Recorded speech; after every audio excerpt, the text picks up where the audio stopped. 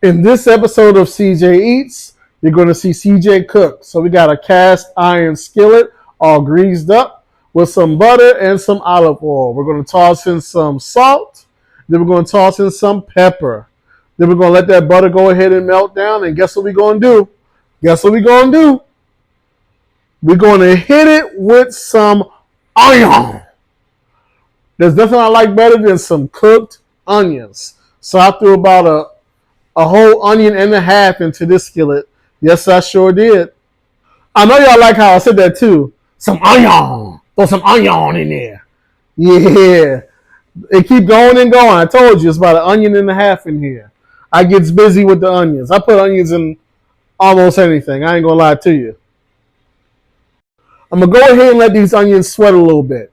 But I'm not gonna let them sweat too much because I still want them to have a little bit of crunch because I still gotta throw the rice in here with it. And we'll get to that in a second, you know? Don't let them get too soggy. Right there, that's about it. Go ahead and take it off the heat right there until the rice is done. Now, I experimented with the rice. For some reason, I said, let me try some store-bought Jallof. How bad could it be, right? So I went ahead and got it, tried it out, threw it in the pan, cooked it up. Let's see.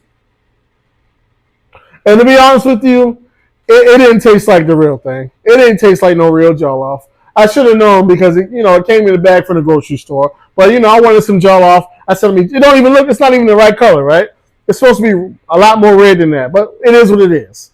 So now go ahead and take that knockoff Jallof and throw it in this pan with the onions. Mix it up a little bit. Make sure you incorporate the seasoning and the grease from the pan and the onions with the rice. Flip it over a few times. Don't let it get too crispy or too crunchy. At the right time, go ahead and take it off the heat and turn it off. And so even though I know this ain't going to taste like the real thing, hey, man, this is close as it's going to get. I might as well make do. And, hey, it don't look half bad. So now it's time for the chicken. That's all I use right there. Onion, mango, pepper, and chipotle. I said I'm going to try something different, right? So I just used those three. Marinated the chicken in a bag in the fridge for about an hour. Took it out the bag. Threw it in that same skillet. I just wanted to brown it on each side. As soon as I brown it on each side, after this, I'm going ahead and toss it in the oven.